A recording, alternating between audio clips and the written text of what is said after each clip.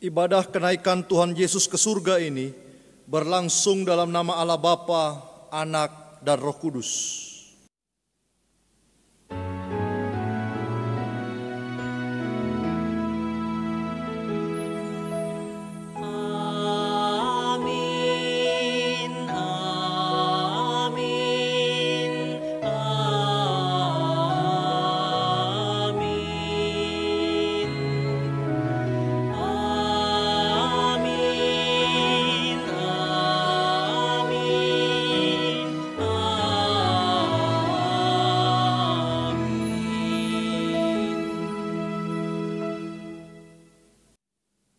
Tuhan beserta dengan saudara. Bapak Ibu Saudara, di dalam kehidupan ini kita sangat bersyukur karena kita hidup di dalam kasih karunia Tuhan yang begitu luar biasa. Dengan cinta dan pengorbanan Tuhan di kayu salib, kematian dan kebangkitannya, dan pada hari ini kita merayakan kenaikannya, itu berarti semua itu merupakan satu perjalanan yang mengingatkan dan membuat kita merefleksikan akan kasih Tuhan yang juga mengizinkan kita berkarya di tengah-tengah dunia ini. Kalau malaikat saja bisa bersuka cita oleh karena kebaikan Tuhan, maka mari kita juga nyaring bergema, menyanyikan puji-pujian bagi kemuliaan Tuhan. Nyanyian malaikat nyaring bergema.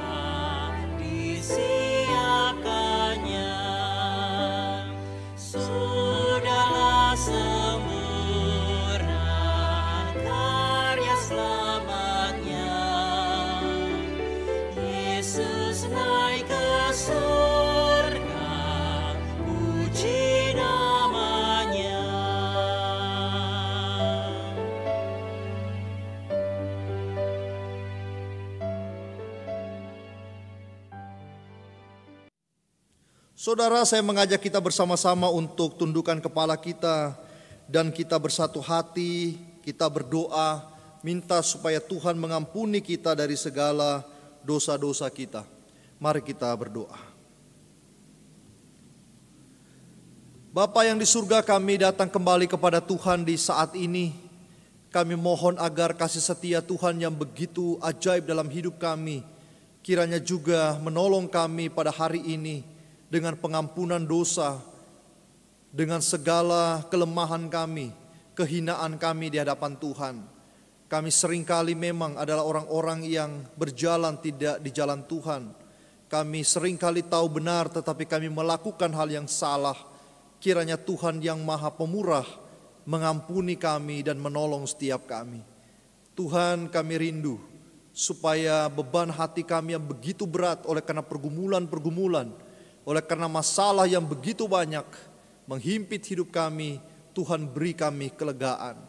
Di dalam nama Tuhan Yesus kami percaya bahwa anugerah sudah kami terima oleh karena belas kasih Tuhan di dalam hidup kami. Dalam nama Tuhan Yesus kami berdoa. Amin. Bapak Ibu Saudara yang dikasihi Tuhan,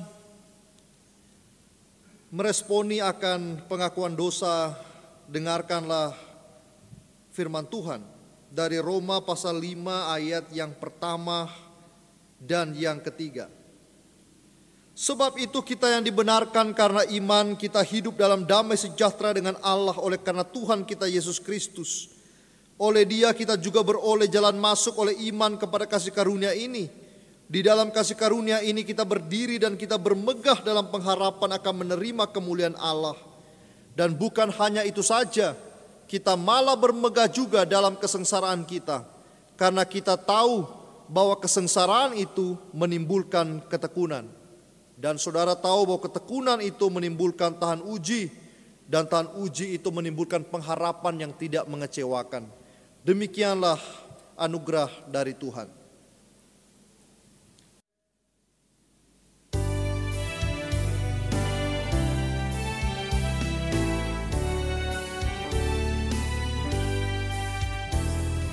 Yesus memanggil, mari segera ikutlah jalan selamat bakal.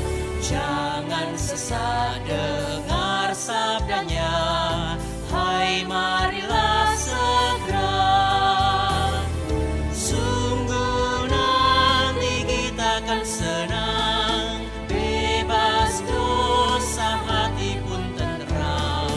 Bersama Yesus dalam terang, di rumah yang kekal.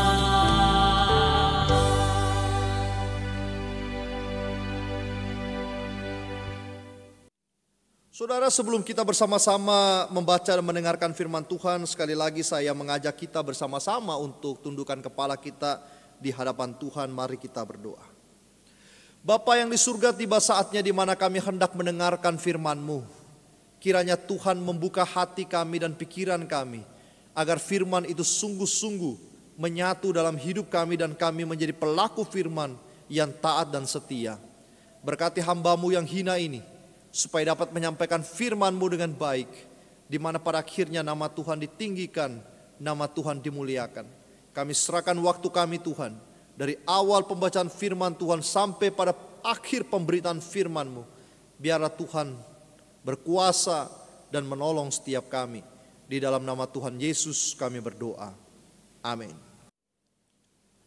Bapak Ibu Saudara yang dikasihi Tuhan, kita bersama-sama membuka Alkitab kita dan kita akan mendengarkan firman Tuhan dari Kisah Para Rasul yang pertama, ayat 6 sampai ayatnya yang ke-11. Saudara bisa membukanya di rumah saudara masing-masing. Maka bertanyalah mereka yang berkumpul di situ, Tuhan, maukah Engkau pada masa ini memulihkan kerajaan bagi Israel? Jawab Tuhan, Engkau tidak perlu mengetahui masa dan waktu yang ditetapkan Bapa sendiri menurut kuasanya. Tetapi kamu akan menerima kuasa kalau Roh Kudus turun atas kamu, dan kamu akan menjadi saksiku di Yerusalem, di seluruh Yudea dan Samaria sampai di ujung bumi. Sesudah ia mengatakan demikian, terangkatlah Yesus disaksikan oleh mereka dan awan menutupnya dari pandangan mereka. Ketika mereka sedang menatap ke langit waktu ia naik, itu tiba-tiba berdirilah dua orang yang berpakaian putih dekat mereka dan berkata kepada mereka, hai orang-orang Galilea, mengapakah kamu berdiri melihat ke langit? Yesus ini yang terangkat ke surga meninggalkan kamu akan datang kembali dengan cara yang sama seperti kamu melihat dia naik ke surga. Saudara, demikianlah firman Tuhan yang kita baca. Dan yang berbahagia ialah mereka yang mendengarkan firman itu, menyimpannya dalam hatinya dan melakukannya di dalam kehidupannya. Haleluya.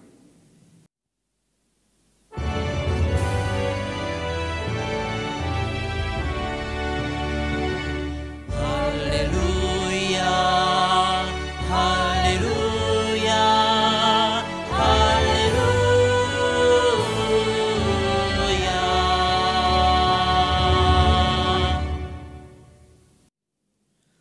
Saudara tidak heran apabila orang melihat hal yang menakjubkan lalu mereka terperangah seolah-olah tidak percaya, bahkan terdiam di dalam waktu yang cukup lama menyaksikan sesuatu yang luar biasa di hadapannya. Kalau saudara dan saya melihat juga hal yang indah, maka kita seringkali terpukau dengan apa yang kita lihat. Tidak usah terlalu jauh lah Bapak Ibu Saudara.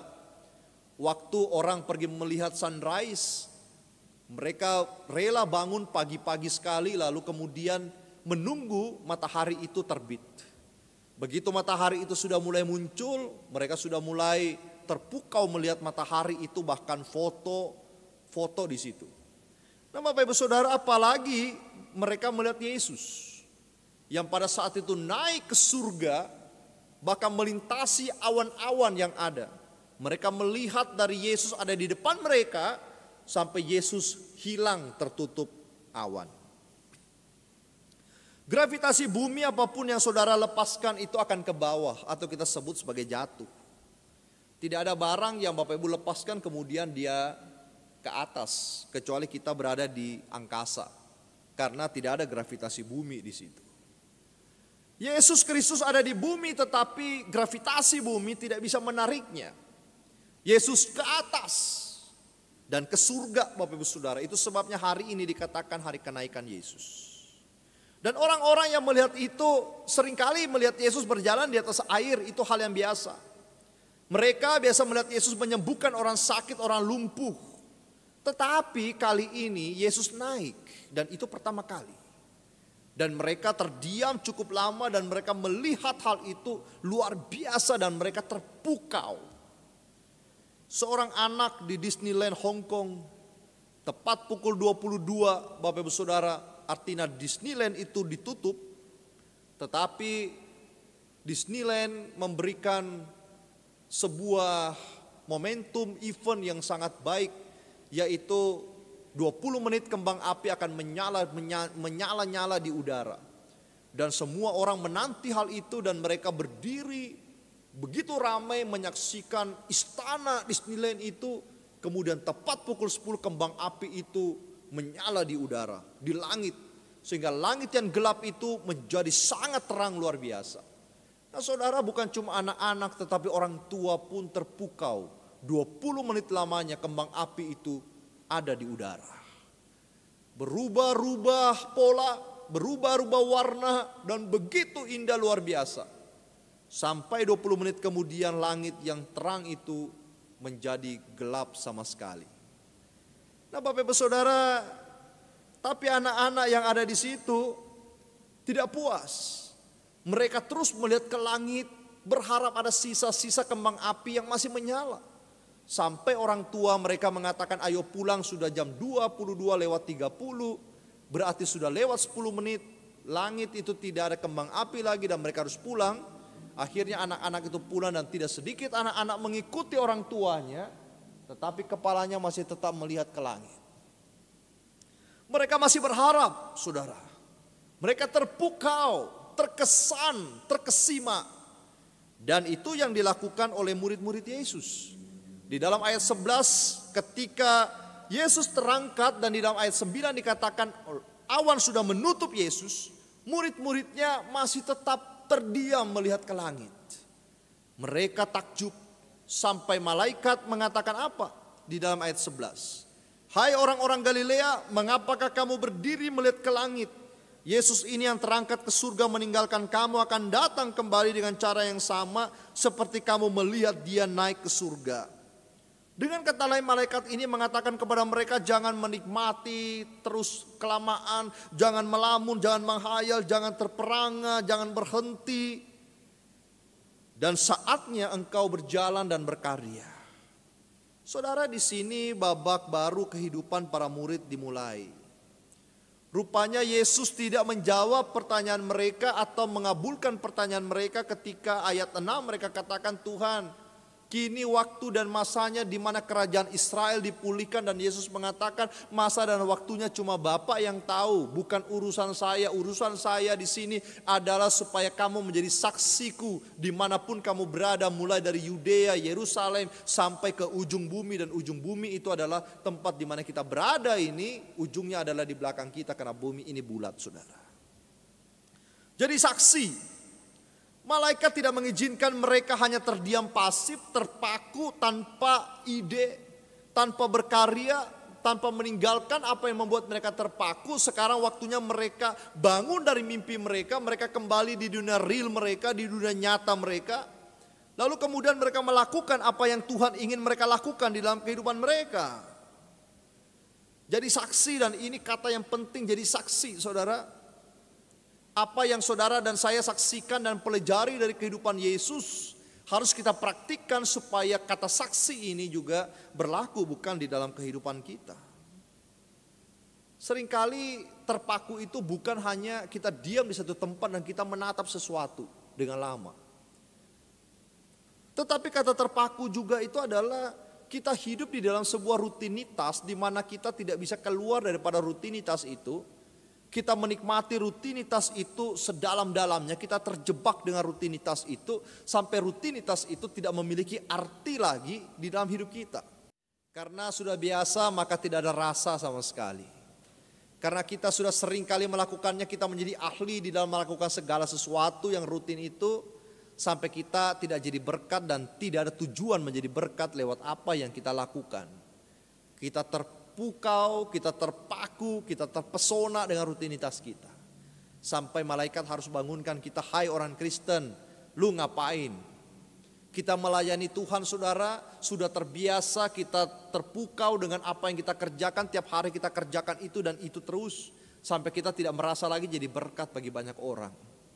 Kita berada di dalam pekerjaan kita, di usaha kita, kita terpukau dengan rutinitas kita. Dan kita lupa untuk apa kita ada di tengah-tengah dunia ini, yaitu menjadi saksi Kristus yang hidup. Lalu tentu pertanyaan mendasar para murid adalah bagaimana kami bisa berkarya? Bagaimana kami bisa melakukan sesuatu, selalu melakukan sesuatu dengan baik, dengan hidup, dengan merefleksikan apa yang Yesus katakan kalau Yesus itu sudah naik ke surga. Siapa yang menemani kami di tempat ini? Tidak ada lagi.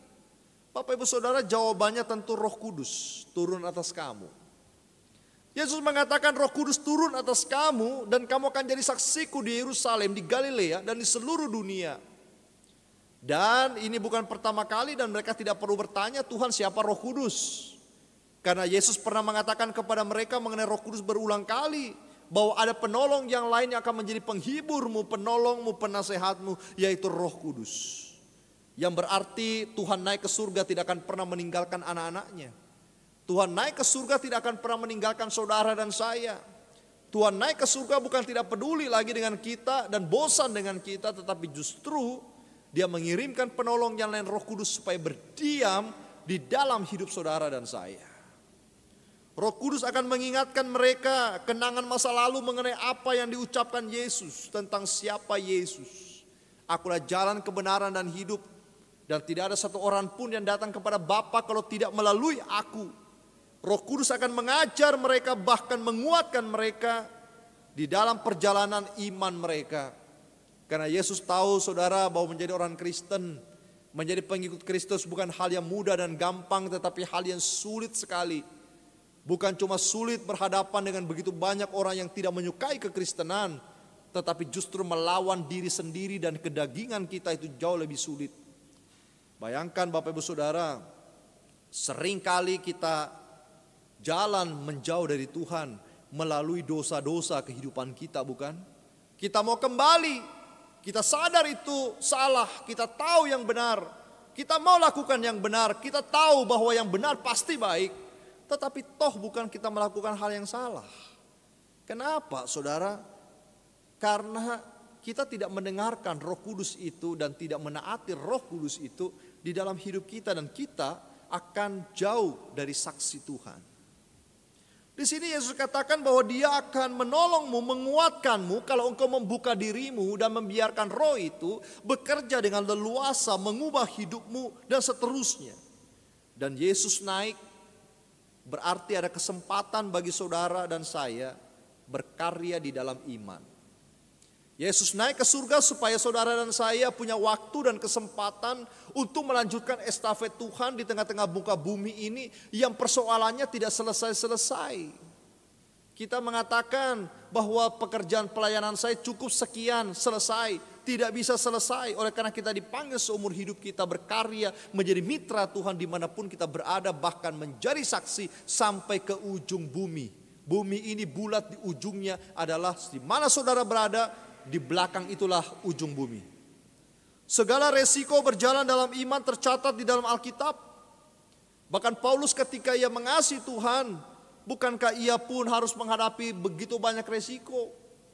Bukan hanya Paulus tetapi orang-orang Kristen di Tiongkok, Bapak Ibu Saudara, dengan mayoritas orang-orang yang tidak percaya pada Kristus bahkan mau menghabisi kekristenan, mereka dipukul dan dibuang, Bapak Ibu Saudara.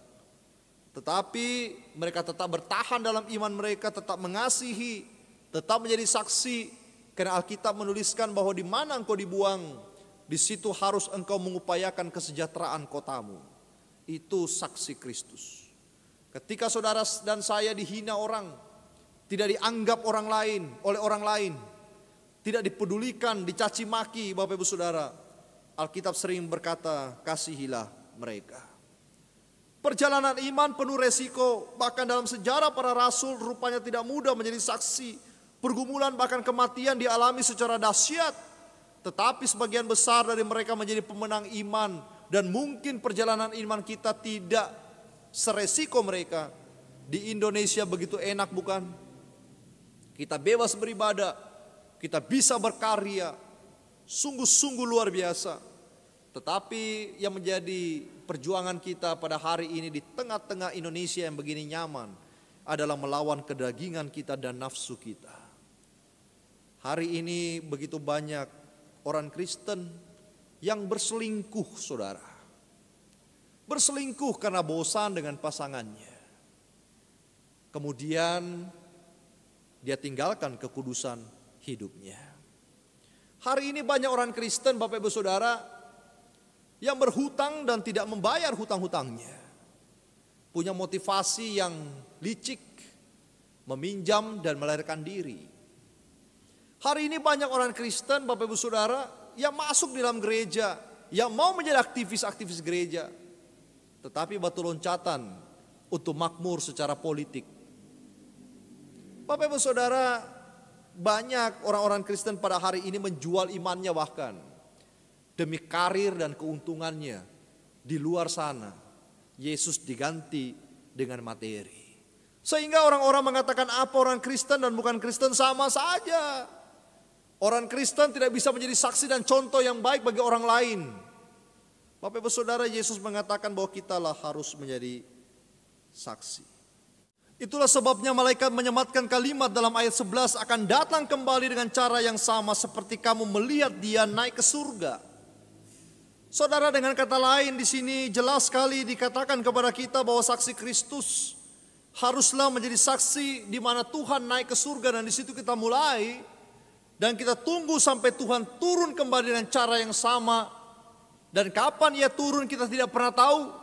Tetapi disinilah kita dipanggil untuk setia selama-lamanya jadi saksi Kristus. Tidak ada satu hari pun kita lalai di dalam menjadi saksi Tuhan yang luar biasa. Saudara, berarti apapun yang kita lakukan, apa yang kita kerjakan, saudara, haruslah seturut dengan firman Tuhan. Kalaupun ada 1-2 kali ataupun berkali-kali kita jatuh, kita cepat bangun. Karena setiap orang Kristen tidak boleh jatuh dan terpukau dengan kekalahannya. Dia harus bangun, dia harus aktif, dia tidak boleh pasif untuk melakukan sesuatu bagi kemuliaan Tuhan.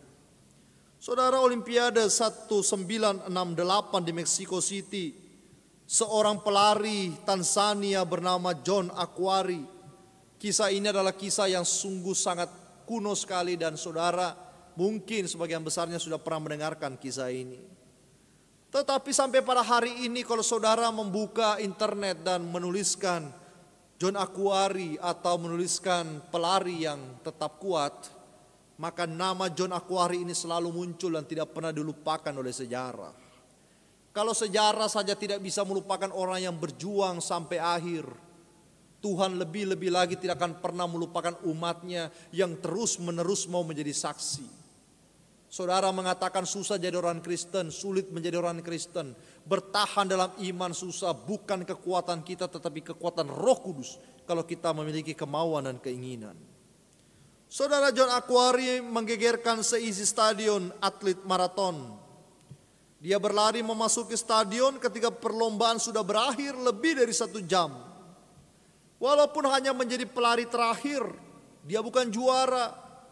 Yang menyelesaikan perlombaan maraton berjarak 42 km dan dia kalah sebenarnya.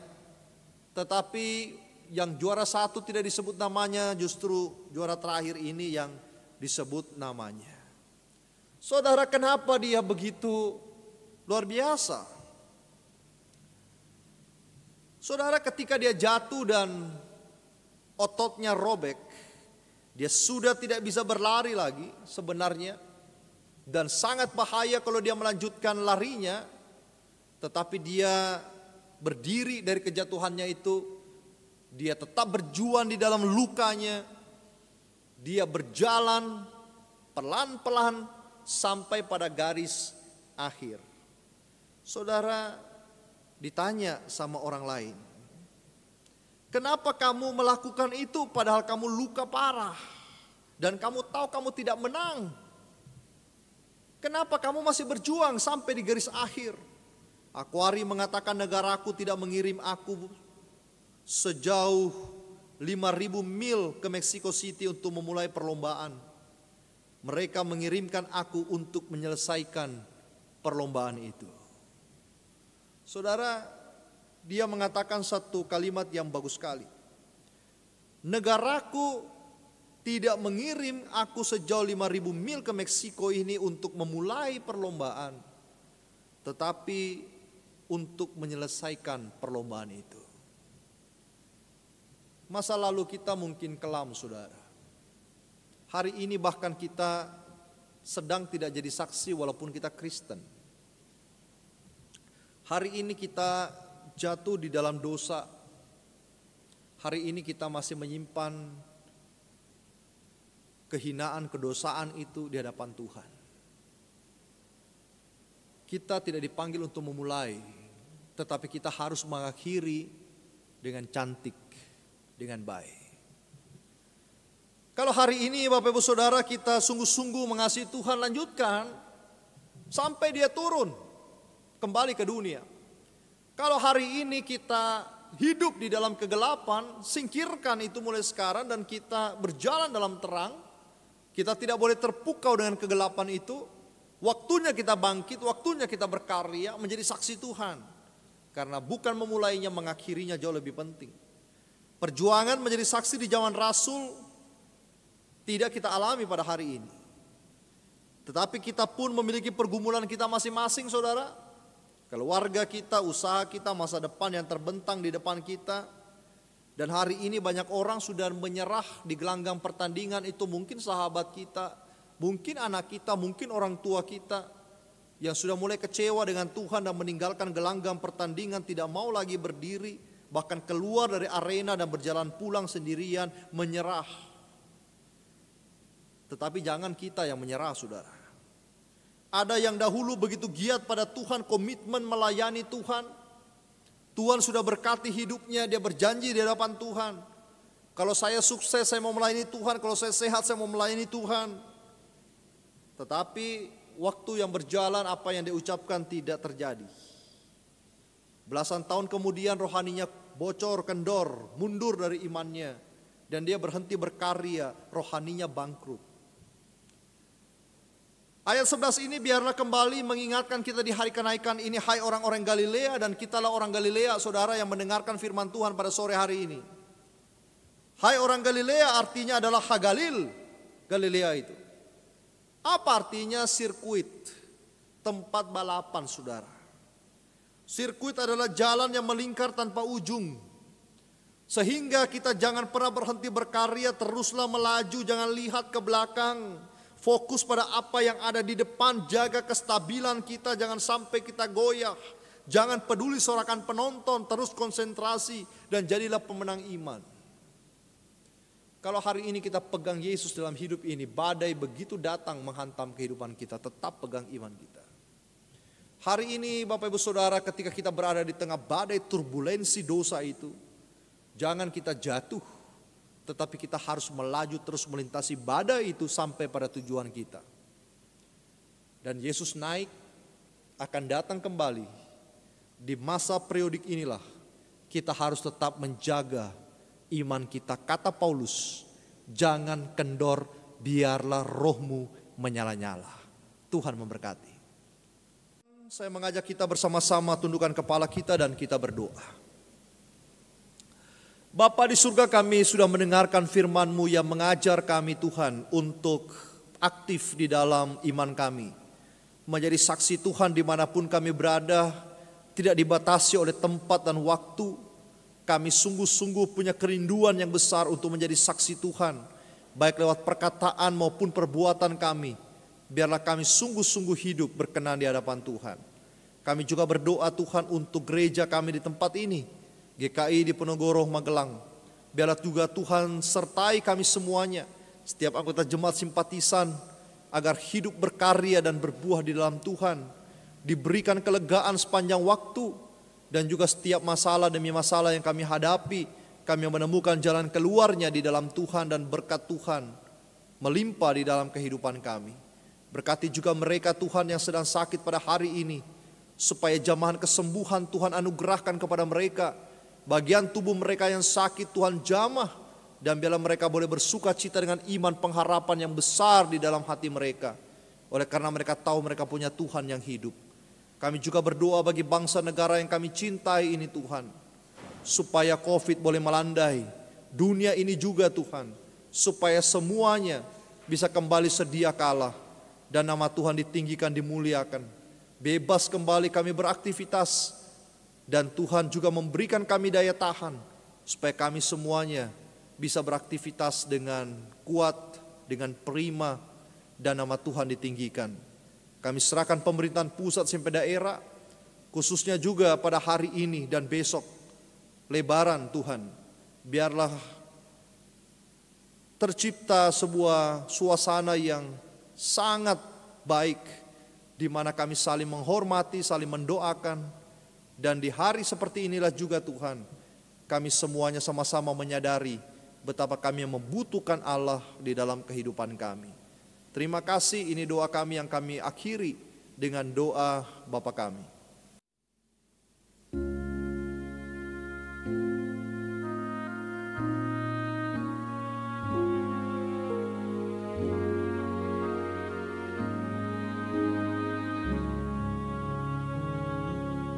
Bapa kami yang ada di surga,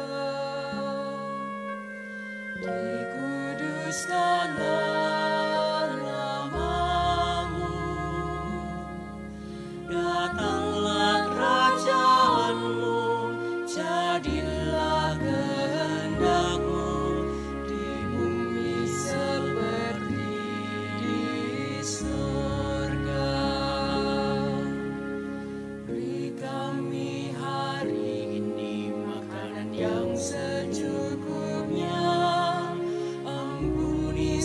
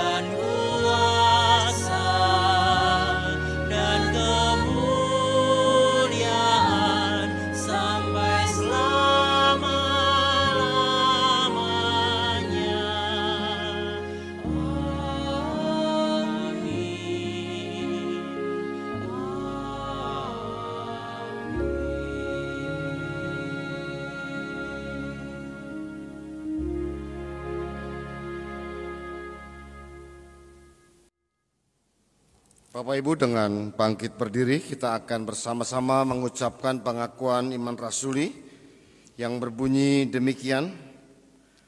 Aku percaya kepada Allah, Bapa yang Maha Kuasa, Khalik langit dan bumi, dan kepada Yesus Kristus, Anaknya yang tunggal, Tuhan kita, yang dikandung dari Roh Kudus, lahir dari anak darah Maria, yang menderita sengsara di bawah pemerintahan Pontius Pilatus, disalibkan, mati dan dikuburkan, turun ke dalam kerajaan maut. Pada hari ketiga, bangkit pula dari antara orang mati, naik ke surga, duduk di sebelah kanan Allah, Bapa yang Maha Kuasa, dan dari sana ia akan datang untuk menghakimi orang yang hidup dan yang mati. Aku percaya kepada Roh Kudus, gereja yang kudus dan am, persekutuan orang kudus, pengampunan dosa, kebangkitan orang mati, dan hidup yang kekal. Amin. Silakan duduk.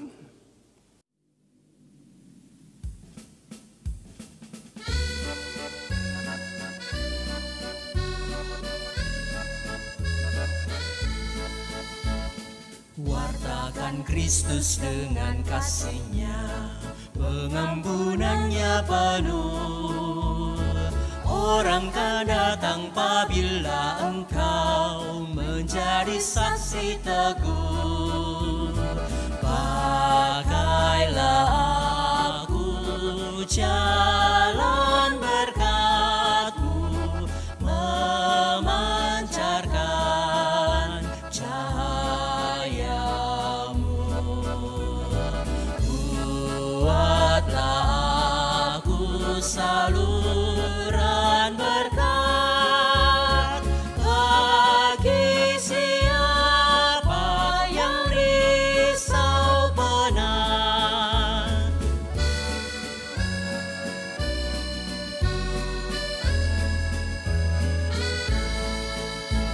Seperti Tuhan memberi padamu dan mengasihi dikau, beri bantuanmu di mana perlu, Yesus mengutus engkau. Pakailah aku jalan berkat-Mu, memancarkan cahaya-Mu. Buatlah aku saluran berkat bagi siapa yang risau penat. Umat Tuhan yang terkasih, arahkanlah hatimu kepada Tuhan, jadilah saksi Kristus dimanapun saudara berada.